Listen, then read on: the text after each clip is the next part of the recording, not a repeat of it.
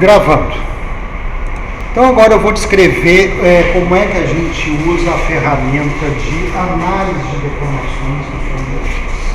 Vamos começar de um exemplo bem básico, que é fazer um cilindrinho de aço, como a gente fez aqui nesse exemplo, para dobrar. Então, ao invés de dobrar, vamos só esticar. A gente já sabe o que é elasticidade, o que é tensão de cedência, qual é o limite dessa tensão, qual é a deformação que ele vai ter quando a gente leva a barrinha até esse limite de tensão. Então vamos agora fazer uma nova peça, tá? Onde essa peça vai ser simplesmente um cilindro. Está demorando. Pronto.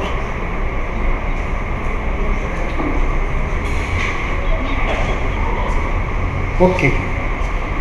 Vamos fazer um esboço de um círculo no plano frontal mesmo, raio de 5 milímetros. Tá? E vamos aplicar uma extrusão de 100 milímetros.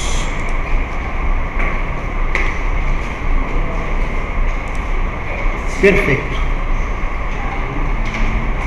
Tá certo? Peça mais básica possível. Como é que esse cilindrinho de aço, esse pedacinho de aço vai se comportar se ele for preso a uma das extremidades, for soldado em uma superfície de aço maior e puxado aqui por uma força que a gente vai atribuir? A gente vai ver que ele vai nos mostrar os resultados, e esses resultados vão coincidir direitinho com a nossa teoria que a gente viu ali. Primeira coisa que a gente tem que fazer é definir o material. Toda vez que eu abro uma peça e começo a fazer o modelo desse objeto, dessa peça, né, ele não especifica nenhum material. Se eu olhar aqui nessa árvore de recursos, eu vejo que não há nenhum material especificado. Eu quero fazer com que ele seja igual ao aço 1023, que é esse aço mais comum aí que a gente encontra para fazer esses objetos.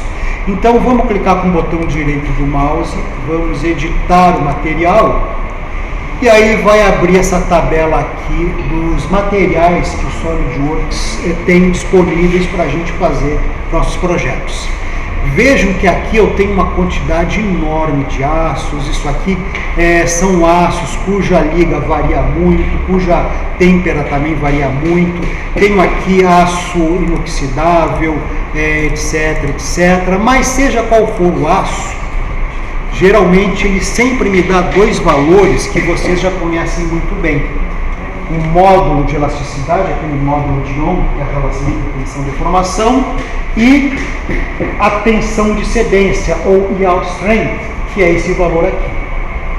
Primeira coisa que me aborrece muito aqui é que essas unidades aqui levam a ter números enormes. Por exemplo, aqui, ó, tensão de cedência, aqui embaixo, tensão de cedência, que é talvez a grandeza que mais nos importa, porque é ela que define aqui o final da fase elástica, né? Ela está ali com um número que vale 282 milhões de newtons por metro quadrado. É um número muito chato de se trabalhar. Então a primeira coisa que eu gosto de fazer quando eu atribuo um material a uma peça que eu estou fazendo, é vir aqui e trocar para, ao invés de newton por metro quadrado, trocar para newton por milímetro quadrado. Vejam que os números ficam mais redondinhos, mais simpáticos e mais fáceis de se visualizar, tá? Então aqui eu tenho, como exemplo, aqui a tensão de cedência, que é 282 newtons por milímetro quadrado. Aqui no meu gráfico eu tinha dado um exemplo de um material cuja tensão de cedência é de 240 newtons por milímetro quadrado. Quase igual. Esse aqui é um outro aço que eu peguei de um livro qualquer, não sei mais qual é, mas são valores semelhantes. Tá? Então, eu já sei muito bem interpretar esse valor, eu já sei interpretar o módulo de elasticidade, que aqui vale 205 mil newtons por milímetro quadrado. Lembram o que é o módulo de elasticidade? É aquele número R maiúsculo, que é igual a tensão sobre deformação para essa região biliar, no caso dela vai ser igual a 240 newtons por milímetro quadrado dividido por 0,0012. Isso aqui vai me dar um MEC que é igual a 200 mil newtons por milímetro quadrado. Tá? Vejam que é um valor bem próximo esse aqui de 205 mil newtons por milímetro quadrado. Então a gente já sabe direitinho o que é o que é o que significa isso. E agora a gente pode começar a fazer coisas mais práticas. Vamos lá, vamos aplicar então esse material. Só como informação, ele tem vários outros tipos de materiais. Alumínio, muito comum também, ó. Olha a tensão de cedência do alumínio. Para o aço era 280 mil. Para o alumínio é quase 10 vezes menor. O alumínio é um material muito menos resistente do que o aço. Tá aí a prova disso. E a tensão de cedência do alumínio, sendo 10 vezes maior, ele, a partir dessa região, vai começar a escoar e vai romper em breve. Então, pode-se dizer, em termos mais soltos, que a resistência dele é 10 vezes menor que a resistência de um aço. Está aí a prova disso. Tá? Tem vários tipos de alumínio, né? Tem alumínios aqui com ligas especiais utilizados na indústria aeronáutica, o duralumínio, por exemplo, eu nem sei mais qual é o direito aqui, mas uma dessas ligas é o duralumínio utilizado na indústria aeronáutica, né? Eu esqueci qual é, pode ser talvez esse aqui, olha aqui que surpresa. Isso aqui é uma liga de alumínio. Esses nomes são complicados, são nomes industriais, né? Geralmente é um número, né? E uma letra que representa a composição da liga. Isso aqui provavelmente é duralumínio, porque olha a tensão de cedência dele, 317. Já é maior do que os 240, 280 do aço. Então, uma liga de metal, mesmo que tenha alumínio na sua composição, pode apresentar uma tensão de cedência maior do que do aço, por exemplo.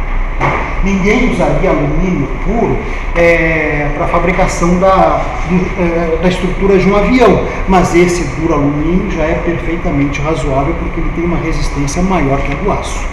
Então aqui vários materiais, cobre, o bronze, ligas de cobre, né? Aqui o bronze, cobre com berílio, bronze puro. Vamos ver a tensão de cedência do bronze puro. Também não é pequena não. Tensão de cedência do bronze semelhante à do aço. Certo? O bronze é um material resistente, porém menos duro que o aço. Depois de sair dessa fase elástica, o bronze não tem essa região aqui de deformação muito longa como o do aço. Ele logo rompe, por isso que ele é um pouco mais quebradiço, um pouco mais frágil que o aço. Tá? Mas é um material excelente para se trabalhar. Outra coisa aqui, madeiras, claro que nos interessam muito. Madeira balsa. Tá? Conhece madeira balsa? Aquela madeira bem levinha, parece isopor, já trabalharam com ela? Se usava muito para fazer aeromodelismo, aviãozinho de aeromodelos e tal. É uma madeira que a gente pode cortar facilmente com estilete, muito usado em artesanato. Vocês não conhecem, não? Bom, é uma madeira extremamente leve, tanto que a densidade é 160 gramas por metro cúbico. Qual é a densidade da água? 160 quilogramas por metro cúbico. Qual é a densidade da água? Não lembra? 1000 quilogramas por metro cúbico. 1 metro cúbico de água pesa 1 tonelada. Então vejam que 1 metro cúbico de madeira balsa pesa 160 quilos, muito mais leve do que 1 metro cúbico de água. Daí ela flutua que nem uma rolha em cima da água e extremamente leve. Tensão de cedência, 20 newtons por milímetro quadrado. Tá certo? É pequena, como era de se esperar de uma madeira, né? Então, é claro, não esperem muita coisa de uma madeira, porque a tensão de cedência dela é naturalmente baixa. Agora, reparem quando eu aplicar em outras madeiras aqui, todas as propriedades de tensão de cedência somem. Por que disso? Só tem a densidade, mas as propriedades mecânicas, como tensão de cedência, desaparecem. Ele só especifica a tensão de cedência e um módulo de elasticidade para a madeira valsa. Por que isso acontece? Porque madeiras, elas têm essas propriedades mecânicas que variam muito, certo? Mesmo entre madeiras de espécies iguais, e mesmo entre madeiras da mesma espécie, como o pinho, uma madeira muito comum, né? Mesmo o pinho, ele sofre variações tremendas nessas características mecânicas de acordo com a região onde ele cresceu, com o clima, com o solo, com a velocidade de crescimento, com as chuvas. Isso faz com que madeiras tenham uma variedade muito grande de características mecânicas. Então, ele prefere nem colocar por causa disso. Tá? Isso vale então para grande parte das madeiras. O pinho brasileiro é de péssima qualidade, por exemplo, só serve para fazer tábua de construção. O pinho escandinavo é um dos melhores do mundo. É possível fazer móveis pinos de boa qualidade desse pinho. Bom, vamos aplicar o aço. Vamos aplicar aqui o aço. Aplica. Tá? Pronto. Aqui então já aparece que o meu material é o aço carbono 1023, que é um código desse aço comum, né? Ele mudou um pouco de cor, estão vendo? E agora a gente já pode começar a fazer o nosso primeiro teste de resistência para analisar as deformações desse material. Como é que a gente então pode fazer com que esse material fique preso nessa face aqui e seja puxado nessa face aqui?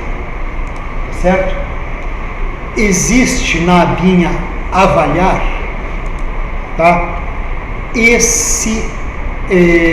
Essa aba aqui, chamada de Simulation Express, tá certo? Simulation Express é um recurso do SolidWorks que vai nos guiar passo a passo nos procedimentos que a gente tem que fazer para analisar as deformações de um objeto como esse ou de qualquer outro objeto, desde que ele seja constituído por uma única peça de um único material, certo?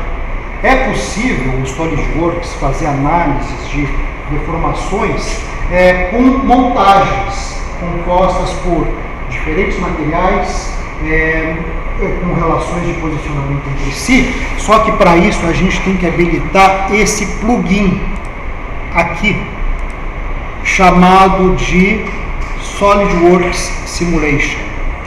Vocês já viram esses plugins, não viram? Acho que já usamos em algum momento. Toda vez que eu quiser um recurso mais avançado do SolidWorks, existem os chamados plugins ou suplementos que vão permitir alguma operação mais avançada, algum procedimento mais avançado no SolidWorks. Tá? Por exemplo, esse aqui, o SolidWorks Motion, que está inclusive habilitado, tá? É usado para analisar movimentos de uma maneira bem realista, que leva em conta a realidade física de movimentos.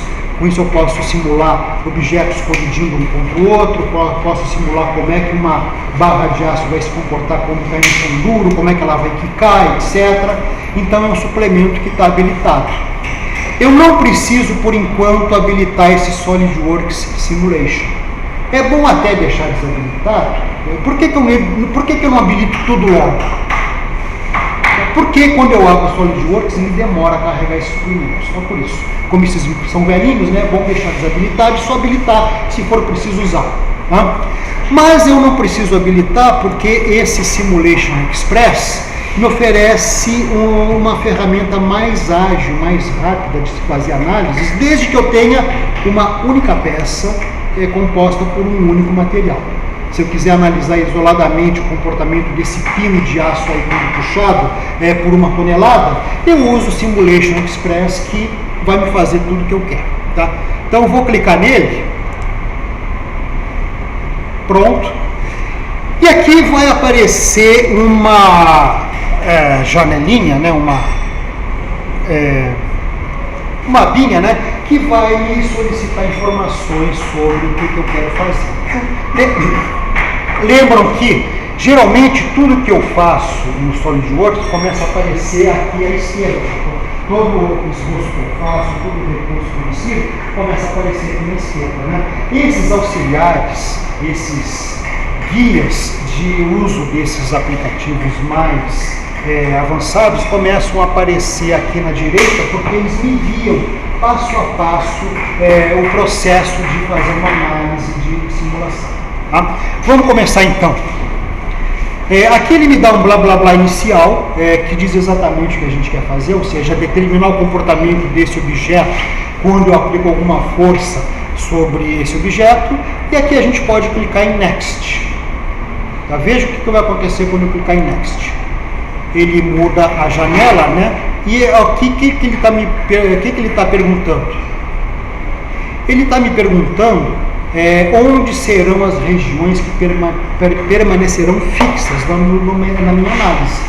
Então, repito, supondo que eu queira pegar essa barra de aço e prender ela nessa face que está em laranja ali, tá certo? Eu quero prender nesse lado aqui e puxar desse lado aqui. Então eu vou adicionar o que ele entende por fixação, tá? Uma parte fixa, uma parte que vai ficar presa na minha simulação. Eu vou clicar aqui em Add a Fixture e ó, apareceu do lado esquerdo essa figurinha aqui, que está me dando a ideia do que eu quero fazer. Ó. Ele está me perguntando aqui na caixinha azul qual é a face que eu quero definir como sendo a face que vai ficar parada, grudada em algum lugar. Tá certo? Reparem que quando a gente começa a usar esses wizards auxiliares, né, a gente sempre fica olhando para cá e a gente esquece de olhar para cá onde apareceu aquela pergunta ali.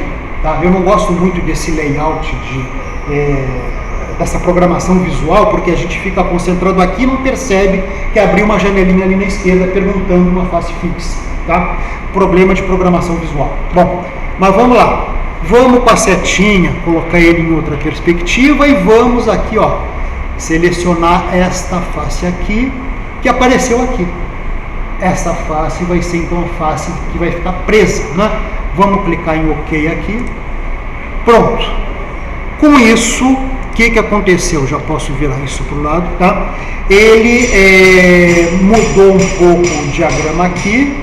E aqui ó, apareceram algumas informações que dizem respeito a esses estudos que eu estou fazendo.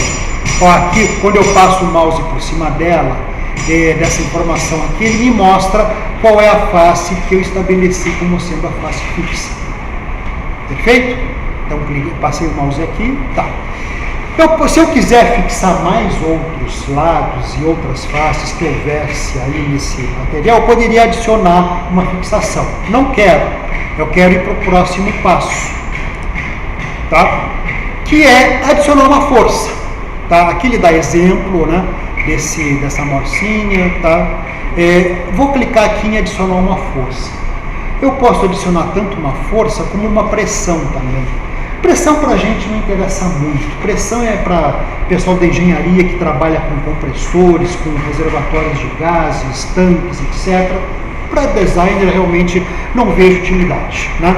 Mas força nada mais é do que pressão nada mais é do que força sobre ar. Então, se eu quiser usar pressão, também é muito simples. Mas a gente sempre vai ficar preocupado com forças. Vamos analisar força, adicionar uma força. E da mesma maneira que na fixação, aqui ele está me perguntando qual é a face fixa na qual eu vou adicionar essa força, tá? Se eu clicar aqui então, ó, ele vai indicar essas setinhas aqui que indicam a direção da força. No caso, a força aqui está apertando a barra, tá certo? Eu quero puxar. Se eu quiser puxar, é só aqui, ó, aplicar aqui nessa caixinha para reverter a direção. Estão vendo ali? Quando eu clico para reverter a direção, ela está esticando e aqui está comprimindo, tá? E outra coisa importante também é dar o valor dessa força. 1 Newton é muito pouco. Essa barra aí deve aguentar 1 tonelada antes de entrar numa região fora da fase elástica. Então 1 tonelada, 1000 quilos, dão quantos newtons? 1000 quilos vezes 10, 10 mil newtons, tá? Vamos colocar então aqui 10 mil. 10, 1, 2, 3. 1 tonelada. Tá? Você está entendendo? Por quê? Você está achando engraçado? Quando você falou, eu pensei que melhor. 1000 quilos vezes 10 dá 10 mil newtons. Tá? Depois a gente faz com 1 milhão para ver que provavelmente ela vai arrebentar. Tá? Bom, definimos a nossa força. Tá? Vamos clicar aqui, ok. Depois eu explico melhor essas outras opções aqui. Nós vamos clicar aqui em ok. Tá? E vamos clicar aqui em next. Tá? Aqui ele me dá um resumo de tudo, para ver se está tudo bem. Ó. O material eu já atribuí previamente, é o aço carbono, 1023, tá? Caso eu não houvesse atribuído nenhum material, ele ia me perguntar, porque ele precisa dos dados para fazer essa simulação, dos dados mecânicos, né? Módulo de Young, a elasticidade é maiúsculo, a gente já sabe muito bem o que é. Tensão de cedência também a gente sabe direitinho o que é. A gente não vai trocar o material, vamos dar next. Tá? E assim que eu der next, ou eu posso trocar alguma coisa ali, ou eu posso executar a simulação. Deu erro. Queria que isso acontecesse. Esse erro aí, a simulação falhou. Por quê? Ele é meio mal feito, né? Pelo menos nessa versão, ele não diz por que deu erro. Tá? Aí a gente fica quebrando a cabeça, por que deu erro? Deu erro simplesmente porque eu não salvei a minha peça. Tá? Eu tenho que salvar, deixa eu sair desse estudo de simulação, não vou salvar nada, deixa eu salvar. Vou salvar no desktop mesmo, tá? Como parte 1, salvei. Tá? E agora sim eu posso fazer a simulação de novo, que o erro não vai acontecer. Tá? É uma bobagem dele não avisar por que deu erro, não avisar que a gente tem que salvar para fazer. Tá? Então vamos clicar aqui, é bom que eu faço de novo, né? Next, vou adicionar uma fixação, a fixação vai ser nessa superfície aqui, ok, vou dar next, vou adicionar uma força, a força vai ser nessa superfície aqui, só que para o outro lado, vou reverter a direção, vou colocar 10 mil newtons, ok, tá? Vou dar next, material, dados corretos, next, e vou executar a simulação. Pronto, lá vai ele. Já fez.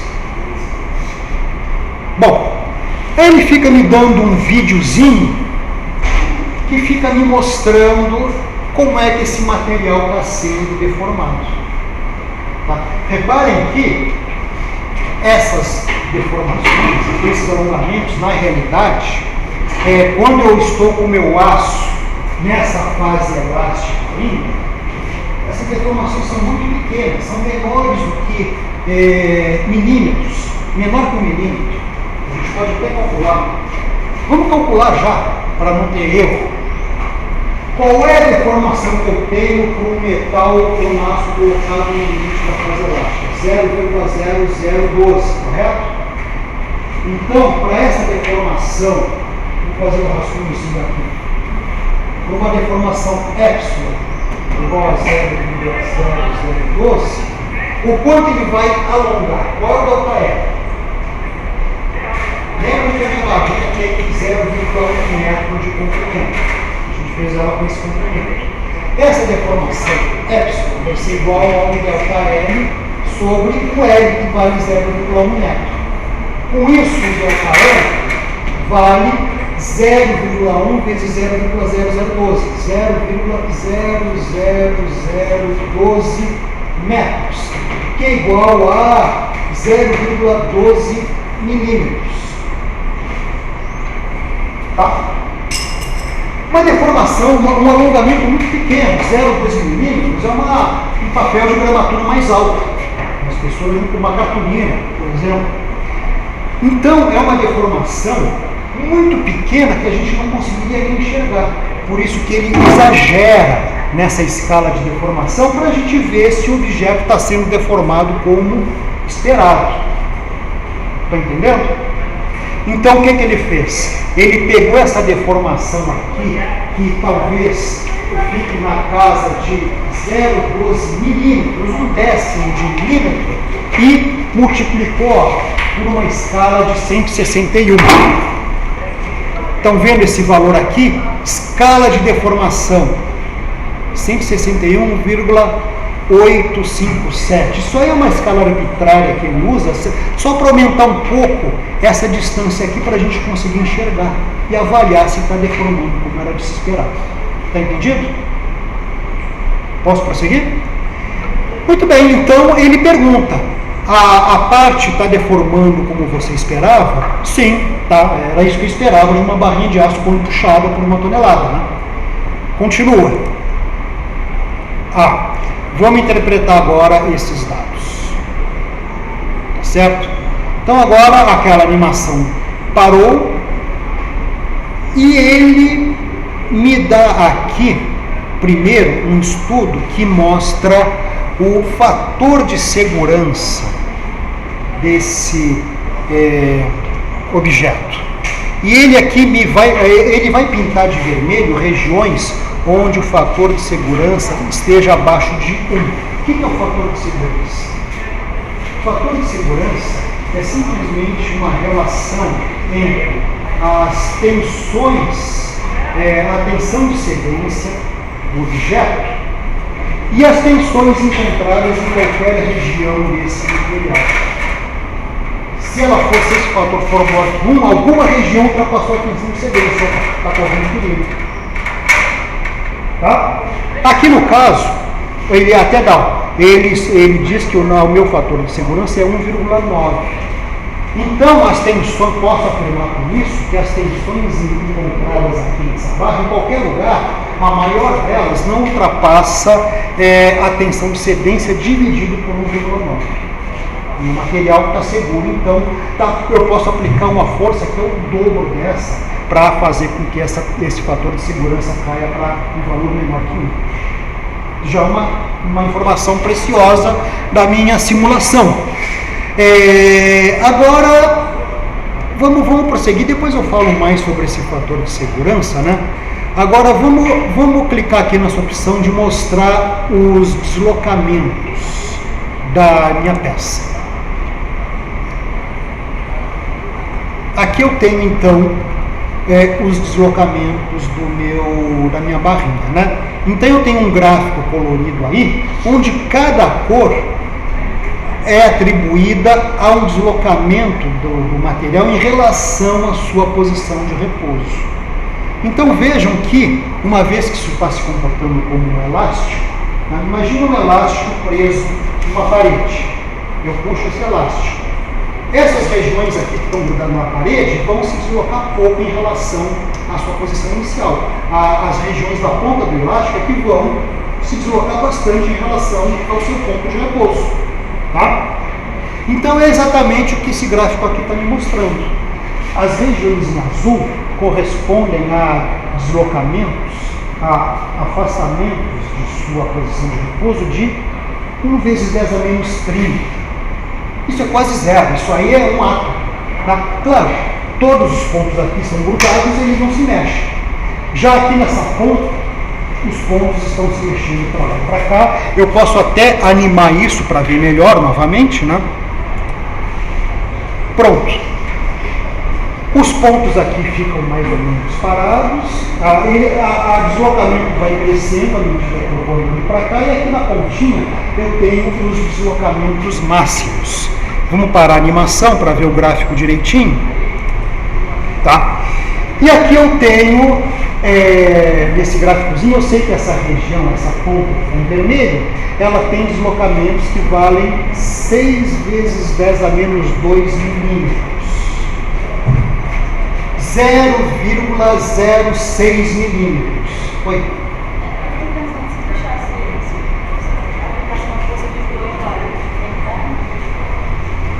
Sabe que eu não sei? Vou até tentar, eu acho que ele sempre me pede uma força, uma superfície que vai ficar presa em alguma coisa. Tá? Mas seria muito fácil fazer isso se eu criasse aqui uma região, uma face aqui no meio e definisse essa face do meio como sendo a face fixa. Com isso ia puxar a barrinha uma parte para o lado, outra para o outro, e aquela parte do meio ia ficar paradinha. Dá para fazer dessa maneira. Mas depois vou até tentar. Nunca pensei nisso, eu acho que ele não aceita não. Vou tentar. Mas vamos ver, aqui a gente concluiu que essa ponta aqui, ela se deforma de um valor de 0,06 milímetros. Certo? Ou seja, 0,06 milímetros é uma folha de papel. Tá? É a espessura de uma folha de papel. É isso mesmo, 60 microns. Não? Vejam que 0,06 milímetros é mais ou menos a metade desses 0,2 milímetros. Então, a gente pode concluir que ele aguenta ainda mais. A gente pode dobrar a força que essa deformação, aí sim, dobrando a força, essa deformação vai começar a chegar no limite. Correto? Entenderam agora tudo? Então, se vocês entenderam isso, agora é só trabalhar com o modelinho e começar a brincar. Uma coisa que me interessa muito, a gente mostrou o deslocamento e agora esse outro resultado aqui, tensões de von Mises. Esse nome aqui nada mais são do que os valores de tensões que estão no meu objeto. Olha o que aconteceu. Tá? Eu tenho outro diagrama colorido, tá? E aqui nesse gráfico colorido estão as tensões chamada tensão de von Mises, ou eu prefiro simplesmente chamar de tensões ao longo do material. Reparem que é um diagrama colorido também, e aqui ele está quase que todo pintado de dourado, tá? As tensões, então, olhando nessa escala dourada aqui, eu estou mais ou menos aqui nessa região, certo? Onde as tensões são de 134 milhões de newtons por metro quadrado. Aí ele me mostra nessas unidades chatas também, né? Mas paciência, é o que a gente tem, né? E a gente tem aqui uma informação importante, uma flechinha, e aqui a tensão de cedência, 282 milhões. Vejam que a tensão de cedência, em relação a esse gráfico, estaria aqui para cima, né? A maior parte do meu objeto, pintado de dourado, está operando nessa região aqui, que é metade da tensão de cedência. Então ele está mais ou menos na metade dessa região de deformação elástica aqui. Repito, eu posso aplicar o dobro da força que eu vou estar tranquilo. Né? Reparem que aqui, olha aqui, uma região em vermelhinho. Essa região aqui, que está em vermelhinho, provavelmente ela está na face. Deixa eu dar uma mudança de perspectiva aqui, Olha aqui uma coisa que eu acabei de falar. Quem que me perguntou sobre se o material é oco ou branco? Olha aqui um material de aço maciço e como se distribuem as tensões. Vejam que a maior parte das tensões, as tensões mais altas, se distribuem por fora. Por dentro, as tensões são baixas, estão pintadas em azul. Então, na verdade, um material, para ser resistente, não precisa ser maciço, como esse pé de brincadeira aí. Pode ser um oco, né? Que a maior parte das tensões, as tensões mais altas, vão ocorrer do lado de fora, na parte externa do material. Do lado de dentro, eu não tenho tanto esforço com as tensões, assim eu posso então retirar essa parte de dentro. Tá?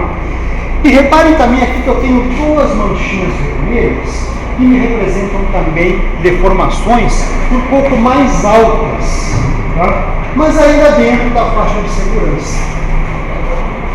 Perfeito? O que acontece quando eu extrapolar? Tá? O que acontece quando eu extrapolar e começar de novo?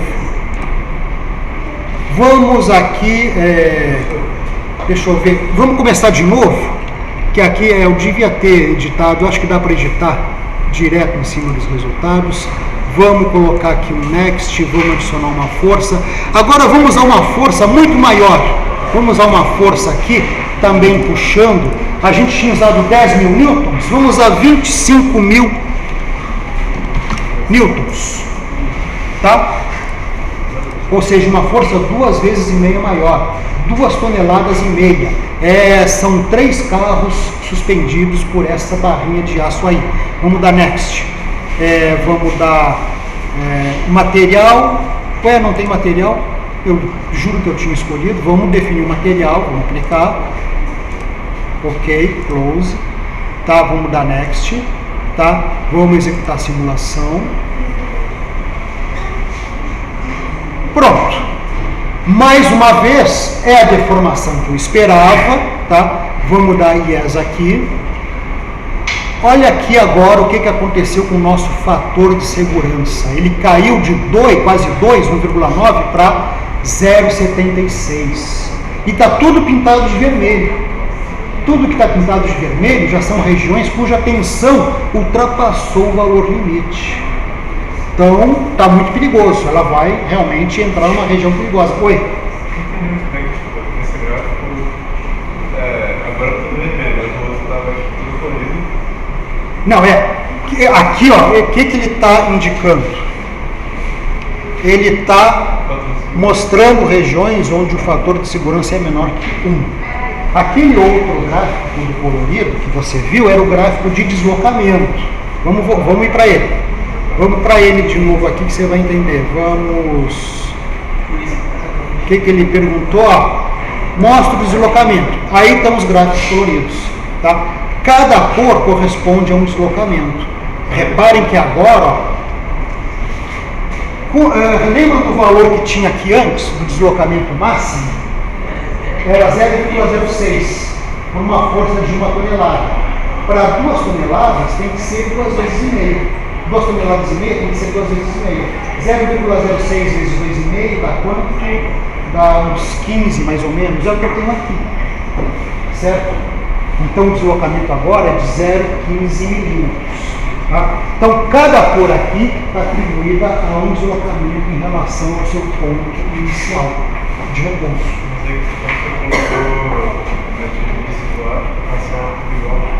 Como? Então você colocou aquele responsável. A cor é a mesma porque todas as regiões têm tensões que ultrapassam a tensão de cedência. Eu posso ver agora, eu posso ver mais detalhadamente as tensões aqui sobre o material quando eu mostrar esse diagrama de tensão de von Mises. Ó, a tensão de cedência está aqui, indicada pela setinha. Estão vendo a setinha aqui? Tensão de cedência, e a setinha aparece aqui no gráfico. Tá? Todas as cores que estão acima dessa setinha são regiões que estão correndo perigo. Estão acima da região elástica. Então, todas essas regiões douradas aqui, ó, estão com tensões acima da tensão máxima, que vai tirar o material da fase elástica. Tá? Aqui, então, nesse cantinho, eu tenho várias tensões aqui, ó, em vermelho, que são tensões bem maiores. Provavelmente, esse material que está grudado numa superfície soldada, por exemplo, vai começar a arrebentar naqueles cantinhos que estão pintados em vermelho. Então, toda vez que eu tenho um cantinho de algum material grudado em outro, é geralmente nesses cantinhos que ele começa a grudar. Por isso, para fixar esse material em uma chapa de aço, a gente faria aquele adossamento, para evitar uma transição brusca entre a junção dos dois materiais. Então vamos ver isso com mais detalhe nas próximas aulas. Queria ver se vocês entenderam o princípio do negócio. Está entendido? Hein? Vou colocar no YouTube, como eu fiz isso com vocês, né? E é muito fácil usar essa ferramenta. Né? Oi? Ali no caso, se a camada externa já aconteceu um perigo, a parte onde está azul no centro, no gráfico, ela já vai direto para o vermelho, né? Se essa parte externa, Essa parte externa está com tensões acima da tensão de que define a zona elástica, né? Então ele vai começar a entrar nessa região no gráfico. Aqui ele vai deformar e as deformações vão ficar permanentes. Se elas são permanentes, as partes de dentro também começam a ser alongadas e vão atrás. Então, com o tempo, à medida que eles for alongando, essa simulação do tempo a gente não tem, não faz isso. Mas com o tempo, essas regiões aqui vão ter tensões cada vez maiores, mas sempre a parte de fora é que tem as tensões maiores primeiro. Tá? Mas isso aí vai fazer com que ao longo do tempo o miolo dessa peça também seja comprometido. Ela vai esticando, esticando, esticando até que ela vai arrebentar. Tá? Bom, a gente continua isso com mais detalhes na próxima aula. Eu vou ver se eu faço um exemplo real desses banquinhos de plástico que a gente tem. Tem vários, né? A gente vai ver quais são os principais erros de projeto encontrados nesses projetos de banquinhos e cadeiras de plástico. Tá? Então é uma ferramenta muito poderosa e a gente pode fazer, e vai ser o tema do nosso primeiro trabalho. Vocês vão ter que gerar um objeto, aplicar uma força realista sobre esse objeto e vão ver como é que ele se deforma. Tá? Então é um trabalho mais de modelagem, o resto é aplicar e analisar essas cores e reforçar regiões que estejam com tensões acima da tensão de cedência. Então é só realmente modelar, mais nada. Tá certo? Bom, vou salvar isso aqui, vou fechar isso aqui. Deixa eu parar.